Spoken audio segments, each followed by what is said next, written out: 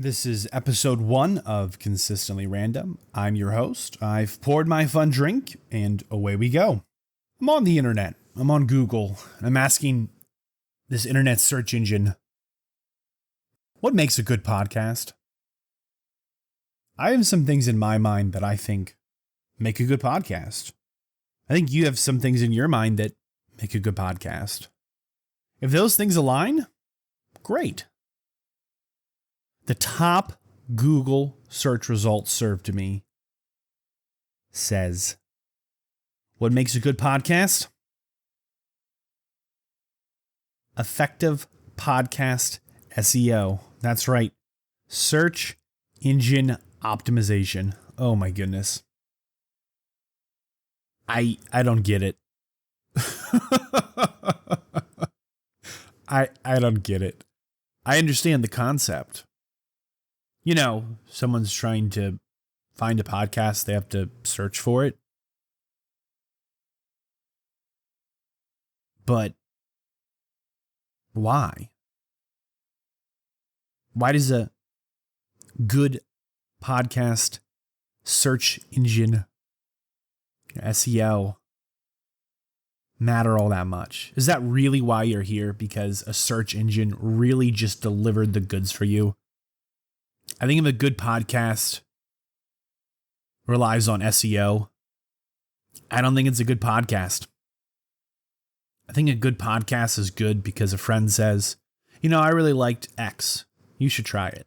That's a good podcast. That's what I think. Next top Google result. Its number one tip here says, talk about things you're interested in. Okay. Are we sure about that? First sentence of this little paragraph. This may sound obvious, but choosing a topic you like talking about is the cornerstone of podcasting. Huh. Is that the cornerstone of podcasting? I don't know. I don't know. Because, you know, if the cornerstone of a good podcast is the host talking about something they're interested in, it kind of sounds a little selfish, doesn't it? On some level, you matter. This isn't just a loudspeaker into a crowd. If you're listening to this, your interest matters equally as mine. You're not listening to this if you're not interested in this. It's just that simple. So on one hand, I love a good Google search. But Google link number 2, the top results served to me here. Talk about things I'm interested in. Okay. The second paragraph in this little tip here says, if you're struggling to engage an audience, okay, full stop. If the first line of the tip says, talk about what you, the host, are interested in, and the second thing starts with, are you struggling to engage an audience? Take a step back and review your podcast theme. Yeah, maybe you're just boring, or the theme's boring, or you just didn't get that SEO optimized. I don't know. I think this is a very mixed bag of top results here. Third link down. Okay. One of its top tips here says regular schedules. This might seem painfully obvious. I don't know who's writing all these articles, but the first sentence of their paragraphs continues to use the words. This might seem obvious. All right. Is it obvious or is it not obvious? Next sentence. All good podcasts have a regular release schedule they adhere to. Interesting. Is that true? That a good podcast requires a regular release schedule? Actually, by definition here, all good podcasts. So if you don't have a regular release schedule, you are no longer a good podcast. Ooh. It's kind of spicy, isn't it? How dare someone take a sick day? Ooh. What would happen if the internet goes out and an upload gets missed? Oh my goodness, you are no longer a good podcast. What if the regular release schedule here is 1 episode a year, and then anything more than that, I've overachieved. I think that's my new plan. That's the only way we can. If we set the bar low enough, we can just roll. We don't have to step walk. We can lie on the ground and just big body flop over it. Okay, let's see what else Google search. So we're 4 links deep. Okay. This one's kind of curious. This one is going to quote someone else. Ooh. Its top tip here is 2 words, 2 big words. Authenticity and relatability. Ooh. Now, if I wanted to be a bit of a snob, this is capitalized incorrectly, right? They kind of capitalize some weird words in this sentence, but that's kind of snobby, right? Seems kind of silly to care about that. But for me as a reader, one of these words is very loud because it is super capitalized. And the other word is very quiet because it's all little tiny caps.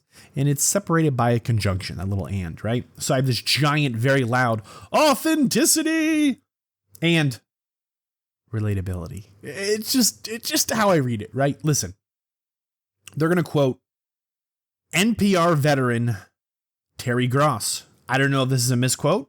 I don't know Terry Gross personally. They might have said this. They might not have. This article here says, listeners want to feel like they know the person behind the mic. Huh. So a good podcast means you listening right now feel like you know me, the host, right now. Interesting.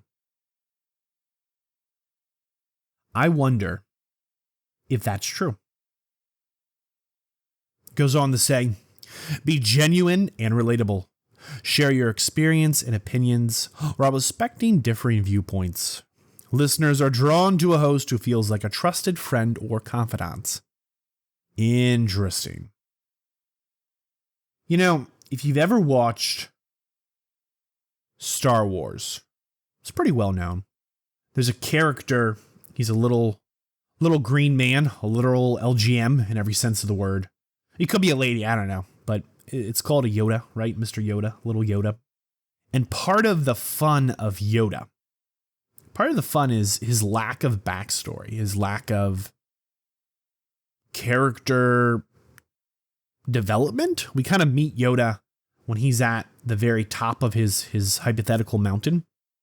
And then, spoilers here, he kind of falls down the mountain. And if you're a little upset about spoilers from something that occurred a very long time ago, aka decades of years, I'm not apologizing. I digress. I think part of the fun of the Yoda is we meet this character who is a little mysterious. And that's part of sometimes what makes a good character in a story, but I guess this is really what makes a good podcast. I think there's a good point here. That why would you listen to someone who you don't trust? Why would you listen to someone, I'm just using the antonyms for the words in these sentences, right? Why would you listen to anyone who was inauthentic and fake? Why would you listen to someone on some level you couldn't relate to? You know what? This might be the best Google search result answer for what makes a good podcast, in alignment with what I think just might make a good podcast. Very interesting. All right.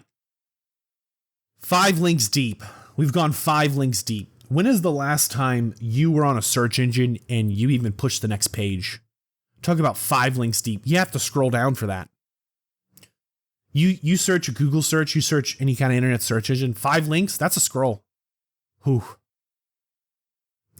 Top response here. Reduce the housekeeping. When listeners commit to pressing play, they want to be entertained or educated. So if you have an hour-long episode plagued with 20 minutes of sponsored ads and merchandise promotions, that's a bad sign. Ooh, I think I could get on board with this too. I think on some level, no one's in the business of losing money. No one. I don't know anyone that's like, I could lose more money. I don't. But the trade-off there, right? Let's say you have a show you really like. You really enjoy it. It's a good podcast. You click it, you share it. You have friends that like it, you talk about it. That's lovely. But what do you all do when you get that big 20-minute sponsored ad? Everyone skips over it, right? I think they're right. I think if you're going to plug a long ad right at the beginning, for the meat of the show, it says here. I'll read this line. 20 minutes of sponsored ads, merchandise promotions, even before the host gets to the meat of the show. That's a bad sign. I agree.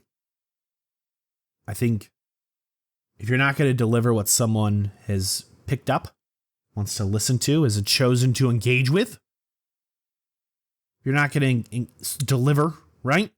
If you ordered a pizza and the pizza man showed up, could be a lady, who cares? And he's like, I'm going to give you this pizza, but I have to deliver a one-line joke first. It's part of our thing. We're all the pizza men here are part-time comedians, part-time pizza men, and we can only deliver this pizza if you accept this joke. If you don't want the joke, we're even taking the pizza back, and we'll eat it without you. It'll be cold. We don't care. Whoa. That's a bad experience. So I agree here. Five links deep. Top tip here. It's a bad sign if you have the meat of the show hidden behind sponsored ads and merchandise. Interesting. 6 links deep in Google. When's the last time you went 6 links deep? Nobody does that. Top answer here in this article. It says, while there's no magic formula. Okay, hold up. Ma'am, sir, listen, dude, I didn't ask for a magic formula. I just went into the internet and I said, what makes a good podcast? And the top, it's an interesting hook, right? Here's the hook for the reader. There's no magic formula. I'm just leaving. Wow. Because as soon as you say to me, there is no magic formula, my first thought is, oh, there's a magic formula. You have it and you're hiding it behind saying there's no magic formula. Logical. So going on to link 7, as this person's hiding the magic formula. Can't live with that. Ooh, link 7. Oh man, this has a lot of forced ads and pop-ups. Top tip here on link 7. Says, some of the most unique ways that a pro podcaster engages with their audience includes giveaways, shout-outs, fan art competitions, Q&A requests. It's highlighting audience engagement. I don't know if that's true.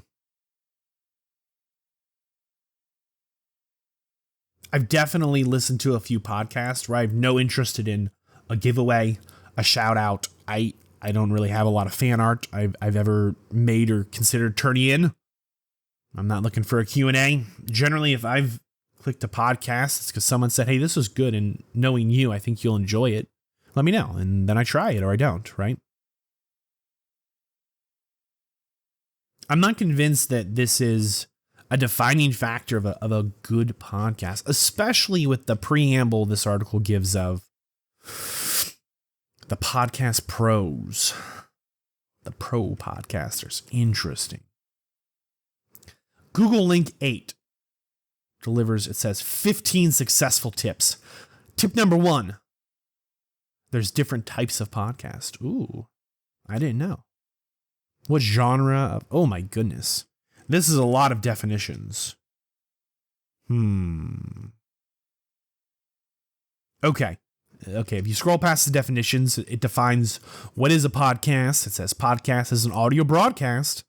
Different types, solo podcast, hosted by one person, multi-host podcast, several hosts. It goes on and on and on and on. And then it says big, bold text. Oh, we're getting to it now. What makes a podcast successful? Now, if you've ever had to write a college essay, you and I both know the three parts of a college essay, okay? And if you don't know, I'm about to teach you something that every English teacher before, you get to college or university really should have told you, and shame on them. A good essay has three parts. You're going to tell them what you're going to tell them. You're going to tell them, and then you're going to tell them what you told them. That's right. Part one is an introduction, the body, and the closing paragraph, which just summarizes the introduction.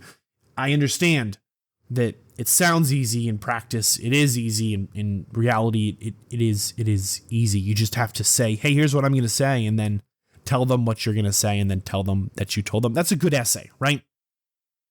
So here it says, what makes a podcast successful? Knowing that a good essay starts with kind of the introduction and then ends with that summary of introduction. I'm jumping to the last paragraph because that's how I read things. There's three thick paragraphs here, several sentences, and we're going right to the last one. This is the one that draws my eye. It says, what makes a podcast successful? For some podcasts, luck. Luck can be a major factor in determining podcast success too. Whoa!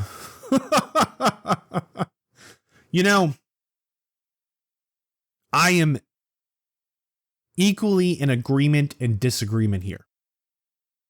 I think it really depends on how you want to define luck. We could argue that if luck was an acronym, right?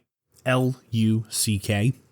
And we could then define each of those letters as laboring under correct knowledge. Then we could argue that, of course, if you're doing the right thing for the right reasons in the right way, that you should have some positive traction. Of course, that could be it. But if we wanted to define luck as something that gives you a lot less agency, right? Luck is this cosmic, it's not sentient, but it is chance-based, unguided, yet lands on target, this force of bonuses that work out in your favor in a consistent fashion. If we wanted to give luck this very kind of obtuse, very you're blessed or you're not blessed. It touches you or it doesn't. It lands or it couldn't. If we wanted to define it like that, I don't know if I agree with that. That's tough. That's tough. In all fairness, the other paragraphs are pretty good too. They say a podcast success is a result of interesting topics or production techniques and effective editing.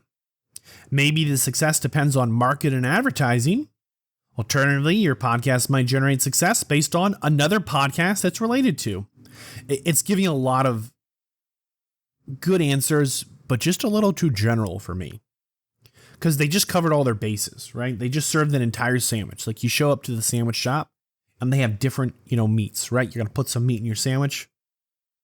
Maybe you're not, you're a vegetarian. I don't care. Point is, you're going to get what you want in your sandwich. And they give you options. This person just said, here's an everything on it sandwich. So that's good, right? I don't like this answer for that reason. Of course, interesting topics, effective editing, production techniques, current markets, advertising, existing platforms, current audiences, other podcasts, and luck. Okay, they covered all of their bases. Wonderful. Wonderful. What a garbage article. What a waste of time. Why couldn't they just split those up, right?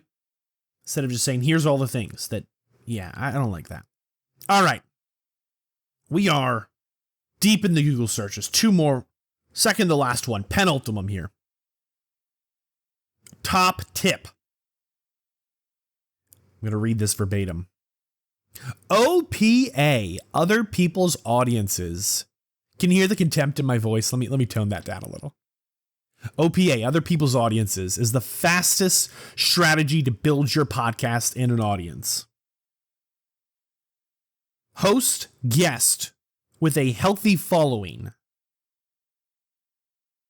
Okay.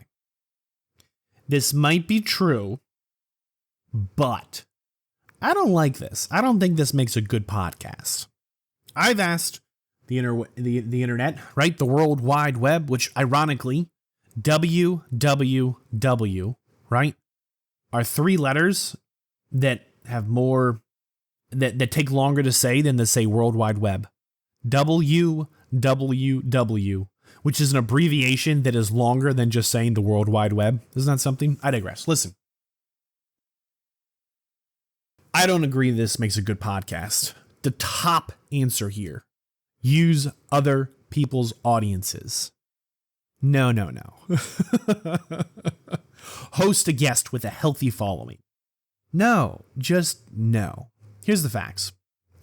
Either the podcast is connecting with the listener or it's not. Either the host is hitting the nail on the head, or the host is not.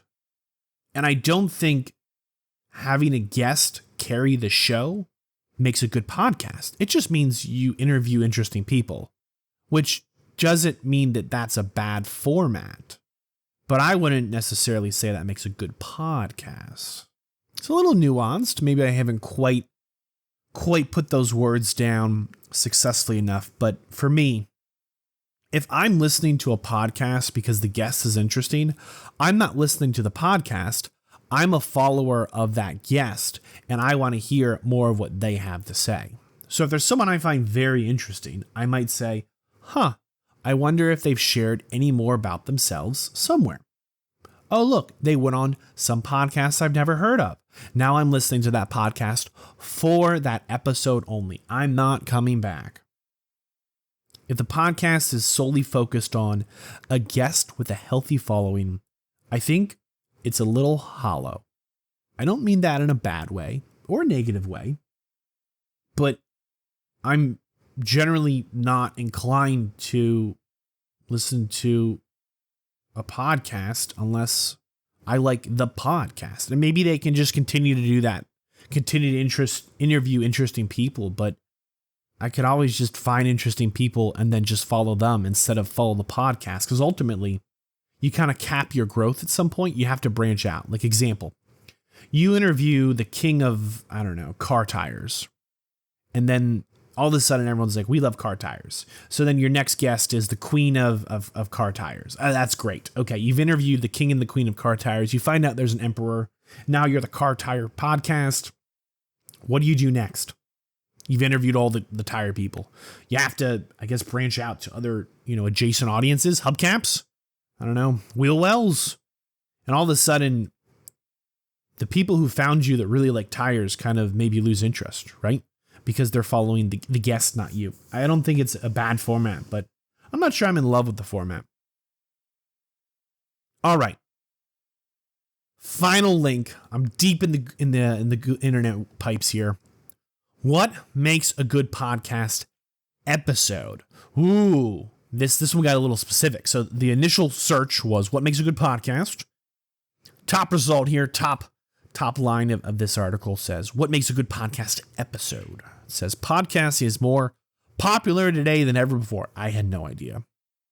It says, to be successful in this crazy world of podcasting, your podcast episodes have to stand out.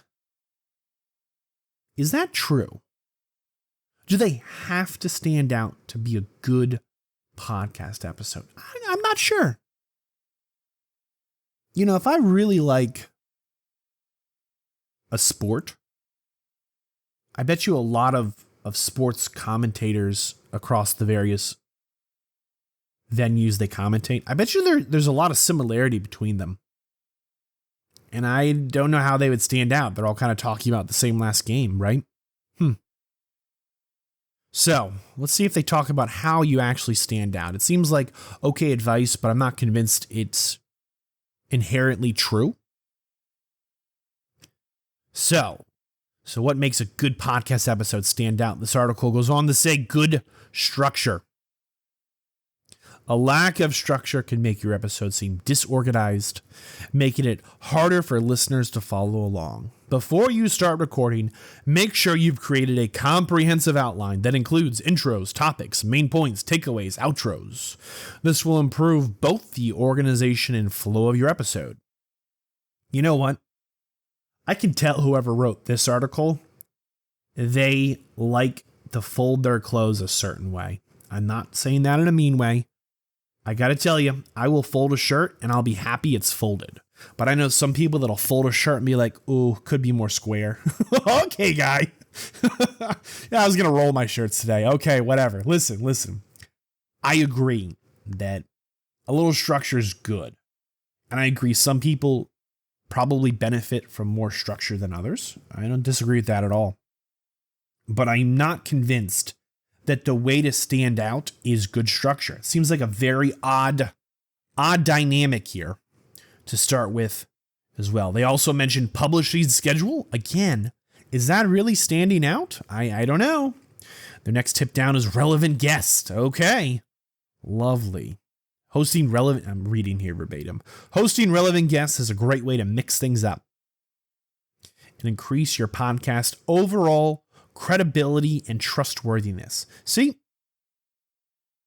a lot of overlap between these articles.